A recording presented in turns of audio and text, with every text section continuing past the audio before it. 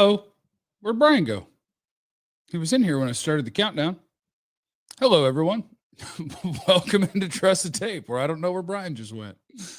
He was here when I hit the countdown button. But anyway, my name's Jeff. My name is Jeff. And I'd imagine Bryan Broaddus will be right back because he was here 30 seconds ago and we were ready to broadcast. And it is Trust the Tape. And it is draft season. I mean, if you have Cowboy questions, that's fine. We can try to work our way through them. For instance, Brandon, who said, do y'all think Trayvon Diggs would have any trade value this offseason, or would he just be a cut? He's just going to be a cut. Ain't nobody absorbing the salary he has for the player that he is. It's just not happening. Well, hey, Bri, where'd you go? Geez, I don't know, man. It was one of those navigating, opening things, closing things, and countdown was rolling right. Countdown was rolling right along, and then the music, and then I'm like moving stuff around, and boom, I was out of the picture. So sorry about that. That a boy. Well, we're in here trusting the tape, Bryan. I will tell you, I am up to, let's see, 3, 7, 8, 9, 10, 11, 12, 13, 14, 15, 16, 17, 18, 19, 20, 21, 22. I'm Emmitt Smith players into this thing. There you go. I'm at 22. Getting there. I'm on my way, baby.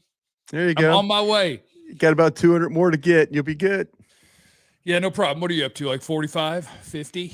50. Yeah. I don't like. Well, I'm not going to try to catch up. I'm not going to worry about all that. Dro is in here. He said, can't trust our secondary to cover. Can't trust Kenneth Murray to tackle, but you can damn sure trust the tape.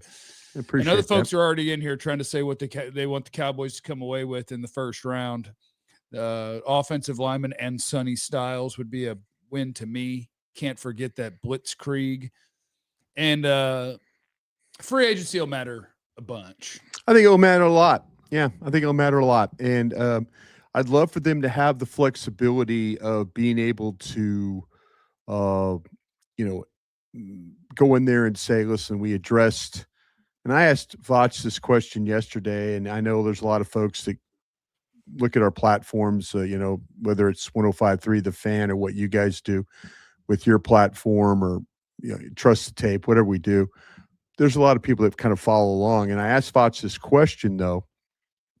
What position would you spend the most money on in free agency? And I'm not talking about, the pick and sting and signing your own. If you had a position that you could go spend the most money on to help your football team, which position would it be?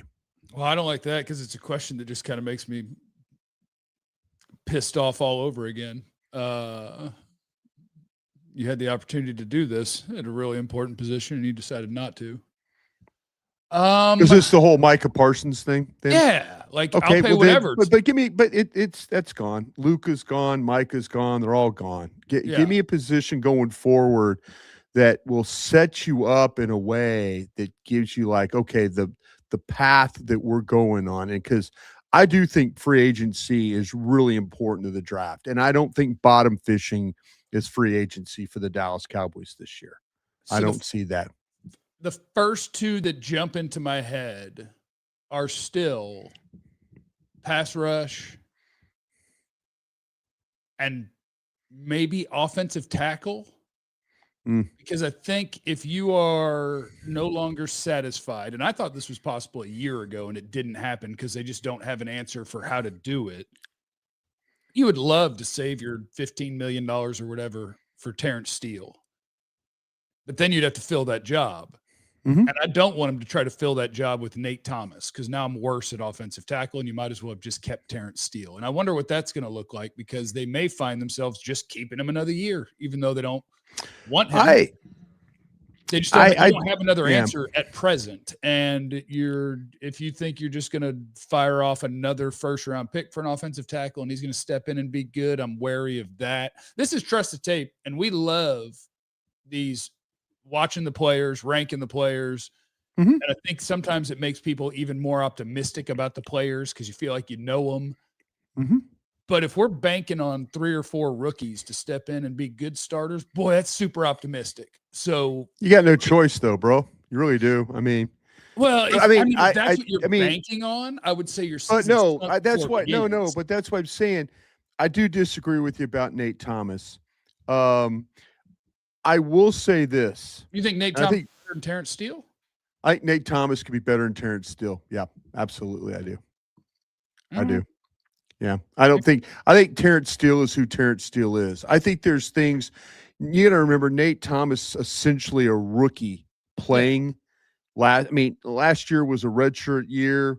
Wasn't around the team on injured reserve the entire season. I think an off season of of the experience that he's got. By the way, he's going to start again this week against the Chargers. So that's something.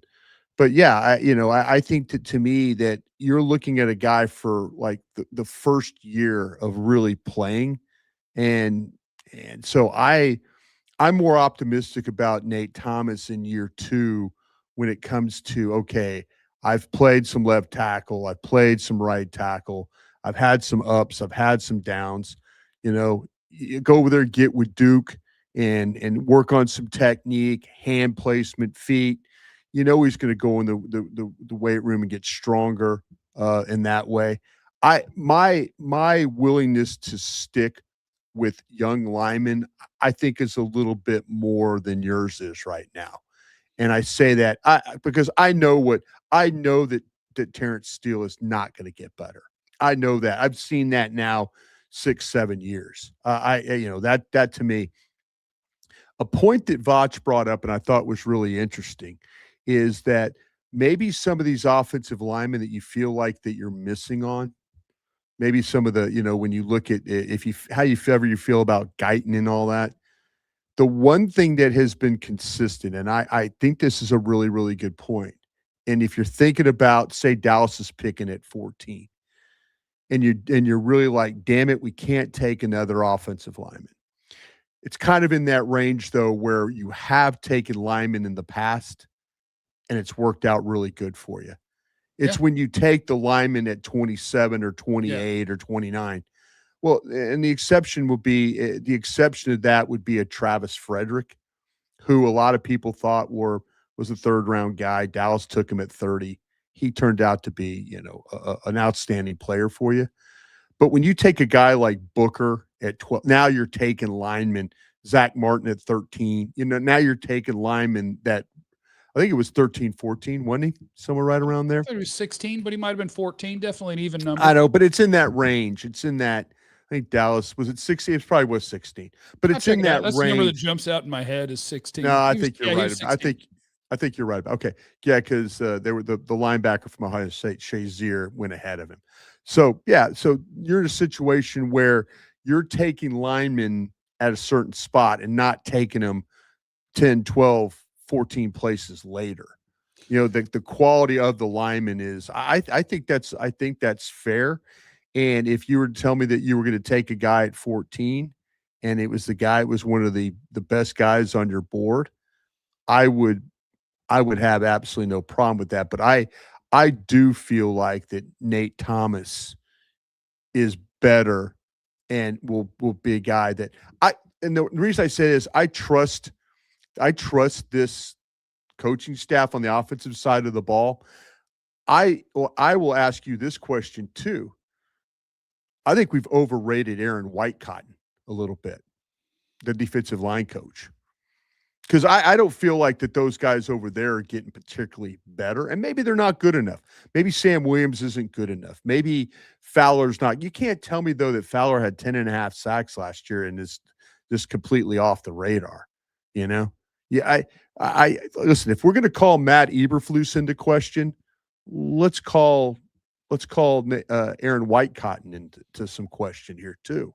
Yeah, I don't think there's a defensive coach on the staff that I would be in a hurry to make a case that he's done a great job. And I do think that gets kind of tough just because I think it's probably out of my range as far as, but like if you're just looking at, okay, well, give me the players that this guy's coaching. Who do you think they are and how have they played this year? Yeah. Do you think this guy, do they seem to be playing above or below what you think they should be doing?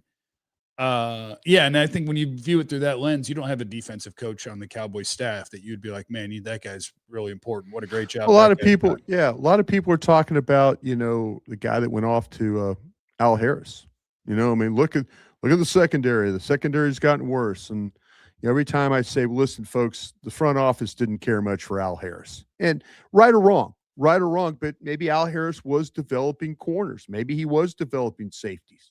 Maybe those are things that they're absolutely wrong about. But I have more faith in the offensive line coaches than I do the defensive line coaches right now, if that makes sense. Can I riddle you this? Do you think when he's played this year that Nate Thomas has played better football than Terrence Steele? At times, yeah, I do. I think that Terrence Steele is we've kind of bought in. It's the Joe Philbin theory of we've bought into guys first in, last out, going to do everything he has to do to prep and be ready. And I think that Nate Thomas, you could watch some games. You could watch the Kansas City game against Karlaftis, and you could see some and Karlaftis. And if you talk to Kansas City fans will tell you they overpaid Karlaftis. But Karlaftis is kind of the one guy that they have that can rush the passer. Right. And, and you see and I'm not going to say flashes because there have been times where he's had to play. Listen, I've seen him play more and have a better understanding of him playing than I do Tyler Guyton. Tyler Guyton to me, I mean, now the questions have to be about Tyler Guyton is, well, damn, year one to year two jump, training camp, all that looks good. Hell, the guy can't play. He can't stay healthy. Yeah. I at least have a feeling, and to Terrence Steele's credit too, at least I know about Terrence Steele because he lines up and plays every day. I don't have that feeling about. I think I understand. I think I could maybe make an evaluation of Guyton. I know now he's played more left tackle snaps than he had right tackle snaps at Oklahoma. So I'm not interested. If you want to be really cute with this, cute's probably the wrong word. Hell, I'd play Tyler Smith at left tackle. I'd sign a center, draft a center. I'd kick BB over to guard. And think about it that way. But I can't trust any of these tackles. But I think at Nate Thomas, through at least 1 year, I've seen something like, okay, he's going to get it. He's going to understand it. And these coaches are going to work with him. And then maybe he gets with Duke and he works with his footwork and his hand placement and his body positioning and things like that. That's what I'm betting on. As opposed to, well, let's throw the 14th pick at the Utah tackle, or let's throw it at the Miami tackle, or that kind of thing. I think that makes it.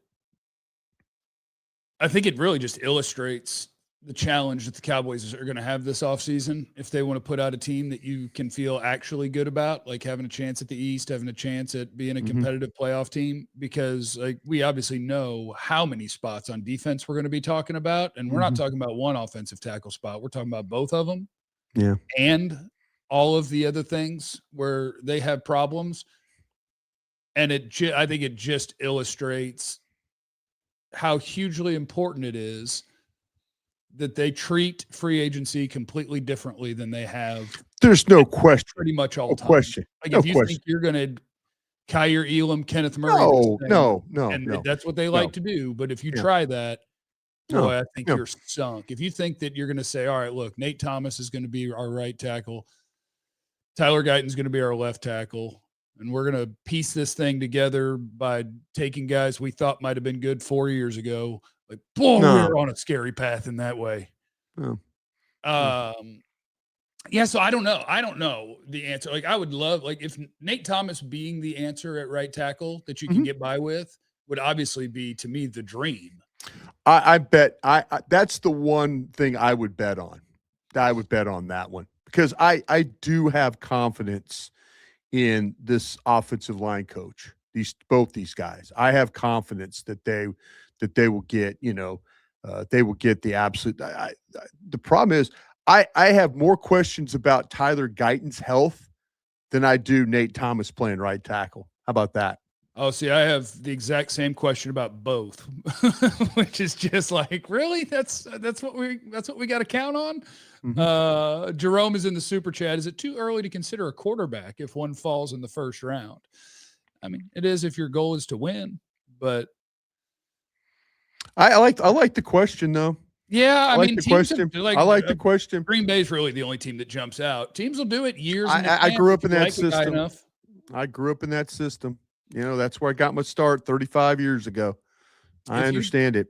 If you like a guy enough, even if you think it's 2 or 3 years away, I mean, the quarterback is that damn important that if you see somebody there and you say, "Look, I know it ain't for this year and it's not for next year, but this could be our next decade," and the right guy is there. Watch the Rams. Watch what the Rams do with that early pick that they have.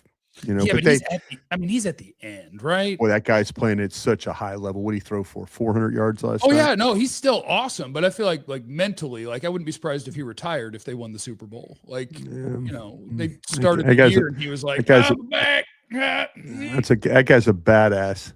He is. He's great. And I mean, if he plays 3 more years, then yeah, it could be the same kind of deal. Nathan's in the super chat. If the Dallas Cowboys move to the box, the first step to getting fired is DC move to the box. The first step to getting fired. It seems like what happened to Mike Nolan in 2020. Yeah, I know the timeline of, and one of my, by the way, folks, if you're listening, I'm still hacked on Twitter. Don't buy Bitcoin from me or any of that crap, or a truck or whatever. Well, I looked up Bitcoin yesterday. Seems like it's been a little stagnant lately. Might be a good time to buy. Don't listen to my Twitter page. But somebody did tweet at me through the Crown Global Media page and was saying about the timeline of, because Vach and I asked Vach the question of how quickly would you think that Jerry Jones and the front office would move from a defensive coordinator?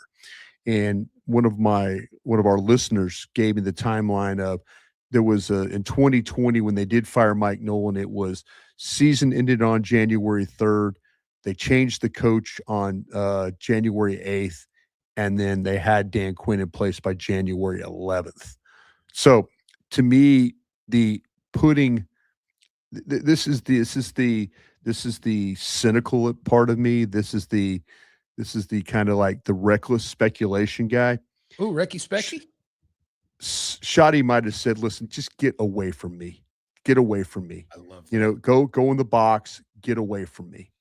And and maybe this is his way of saying, just go move. I don't want to see you on the sidelines anymore. I think that they're in a situation, and again, reckless speculation. I think Jerry Jones doesn't want to change coordinators for continuity, but that was probably 2-3 weeks ago. I think now, if Brian Schottenheimer walked up to him and says, "I would like to hire a different defensive coordinator," we'll see what happens with Todd Bowles in Tampa. We'll see what happens with Jim Schwartz up in Cleveland. There's going to be some coaches that will be available, but I could very well see they might very well be working on guys right now as we speak. And so we might see that timeline, the same timeline. Can they talk Jerry into hiring a stranger? Who are they going to hire? A guy that he's not friends with? Well, I mean, I don't think anybody would have a problem with Todd Bowles. I think Todd Bowles is really good defensive coordinator. But yeah, could Jerry Jones ask Bill Belichick about Matt Patricia? At Ohio State. Matt Patricia's at Ohio State, and he's turned that thing. I think Matt players Patricia. Are great, but if I'm Matt Patricia, I don't even leave Ohio State. No.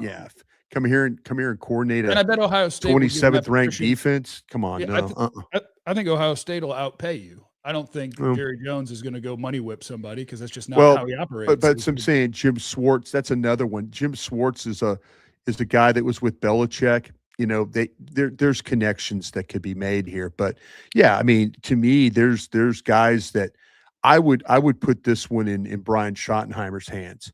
I think Brian Schottenheimer, when he took this job, didn't have a list of coaches in mind. And he took the job, and all of a sudden he had to scramble for the line coaches. The running back coach, the tight end coach was already here, and the receivers coach. I think he kind of had an idea of some guys he might want, and that worked out better. the Joneses had already had Eberflus. And the reason Eberflus, Jerry could look at himself and say, we effed this thing up with the Eberflus hire. And that's on me. I wanted Matt Eberflus, but Matt Eberflus has not made this defense better. And maybe the fact that Matt Eberflus didn't have a year to sit out and kind of reinvent himself like Dan Quinn did might have affected the way what we're getting right now. Get Jacked is in the super chat. Bain and Allen in the first, and we're cooking with gas. Now, let me tell you, I'll remind you of the rules here again and trust the tape. It is December 19th. Mm-hmm. If I hadn't been watching guys the last couple of weeks and people just said those last names, I'd be like, I'm lost. Ruben Bain. You know who both those are, don't you? I do, but for our audience's purposes, I don't want to assume everybody does. Ruben Bain, Miami, defensive end. Mm-hmm. CJ Allen, Georgia, linebacker. Yeah. And as you start talking about these players and where they might get drafted, I think Ruben Bain is going to end up being one of my favorite players in this draft. Mm-hmm. And trying to figure out where guys are going to be picked in this one, I think is going to be tricky again. I think it's going to be another tricky one because our buddy Dane Brugler, I saw him talking about Ruben Bain. I forgot where I saw it. It might've been in his top 50 where, so Ruben Bain's a really good football player. Sure is. Very good football player. And he's one of those edge guys that is not. You watch him tomorrow. You can watch him tomorrow at 11 Central, 12 noon if you want to. There you go. Texas A&M. He is. A&M's got a good line, by the way. This will be a good matchup. Let me look at my guys. He's my top-rated edge player, Ruben Bain. Yeah. He's my favorite. Well, that's because you've got the Ohio State linebacker as a linebacker. I think he still would be if I called Reese an edge guy. He still would be. Okay. And these are things that good for you. These are things that NFL teams care about, right? You want the absolutely guy. You want him to fit the profile. Absolutely, he and does. To Arvell Reese's point, like he fits the profile, even though he'd be really light if you were going to call him a full-time edge at 240 or whatever. Mm-hmm. Ruben Bain's 270 something pounds. 75. He's a freaking tank. He is. He's built weird. He's built weird, but Dane says his arms aren't 31 inches long. They're not quite 31 inches long. And he said a lot of NFL teams have second round grade on him. Can you tell me the last time you watched film of an NFL offensive tackle completely extend on an edge rusher? It doesn't happen a lot, bro. No, I'll help you here. I'll help you here. There's a lot of these guys that have such explosive first step quickness that they get into these tackles and the tackles don't have time to extend fully. So arm length and all that stuff to me, I think is vastly. It used to be in my era that, he's a short arm this, short arm that. That's such bullshit right now. These guys get on blockers so quick that they cause problems. Yeah. I watch tape. You and I watch tape every week. And it's the point is watching guys fully extend rarely happens. No, because you're too off guard for that. It's not like you get everybody just squared up perfectly and you throw your hands and you get like there's first round offensive tackles that I'm watching that I'm like, man, he rarely wins with his hands. Like people get into his chest, but he's strong enough to absorb it. Feet. Yeah. The way that blockers win nowadays are feet. That's the Alabama's Proctor. That guy, he's got such mass. He's 366 pounds. He's got mass. He comes off the ball. He gets movement that way. But, for a big man, there's some of the times where you'll see him get broken down because of his feet. Right. And that's you watch the two Utah tackles. What do they win on? They're 306 and 308. They win on like they're 250. They win on movement. They don't win on length and strength. That's what the trouble I used to get at. David Bakhtiari, the old guy we watched him at Colorado, and then we watched him play for a ton of years at the Packers. Colton Miller, watched him play at UCLA, and then watched him play at the Raiders. Every one of those guys I hated because I didn't think they were strong enough. Yeah. Nate Soldar, watched him at Colorado. Length, all this, undersized guy. Played a ton of years. Why? Because he had feet. That's what's winning that's what's winning a lot of these battles now is your ability to stay in position. because the ball's getting out. Snap, balls out. Yeah. Nobody's winning with power. I mean, Proctor at Alabama is one of these rare guys because of the power he plays. We had a draft 2 years ago where there were more power players, bigger tackles than what we're seeing right now. Well, and that's what we're talking about Bain, and we're talking about these edges, and we're Yeah. talking why a 248-pound or Bailey at 250 pounds from Texas Tech can win. Why can a 250-pound man beat a 315-pound man? Because of the first step quickness and the explosiveness and the guy's lack of athletic ability. By the way, I want to shout out at Texas Tech, the guy who wears number 9. I mentioned him because I saw him when I was watching the Utah. Is that Height? Height? His name is Height is his last name. Yeah. And so I actually watched him because I was like, okay, the guy jumped off on the Utah tape. And then I watched him. Yeah. Brother, there ain't nothing wrong with using your second-round pick on another Texas Tech edge. That dude is Guy can play. Guy can play. Absolutely. Really good. I watched a pretty good rusher yesterday at Oklahoma, Mason Thomas. Okay. Now, if you want to watch him, he gets hurt in the Tennessee game running back of a turnover. He gets a thigh injury running. But everything before the Tennessee, like you can watch half the Tennessee game. Before that, you can watch the Texas game and all that. There's another guy. Man, there's going to be some edge rushers in this thing. Guys that legitimately first step, explosive, bendy, not like my guy at Auburn that's 6'6", 285. That's more like a 5 technique kind of guy. Falk is the guy I'm talking about there. Yeah. Yeah, I watched him. I like him too. Like there's a lot of guys in this draft class where I get it. And it seems like they were the guys that were really hyped last year. Like I watched Peter Woods, the Clemson D tackle last night. He not as good as he was last year for sure.